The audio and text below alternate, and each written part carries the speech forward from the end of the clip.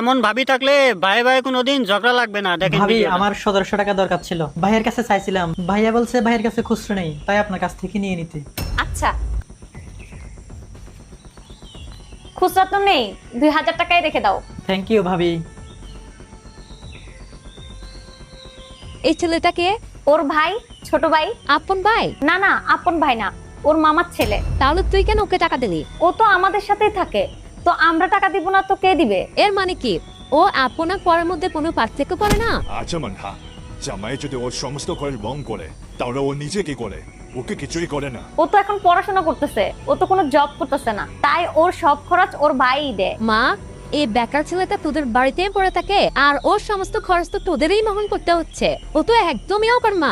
আপনারা যখন আমার কাছে টাকা চান, আমি তো কখনোই না করি না। আপনাদের প্রয়োজন হলে আমি সবসময় আপনাদেরকে টাকা দিয়ে হেল্প করি। আমি কি আপনাদেরকে কখনো বলেছি যে আমার তো বিয়ে হয়ে গেছে, আমি শ্বশুরবাড়ির লোকদেরকে দেখবো? আমি এখন আপনাদেরকে কেন দেখবো?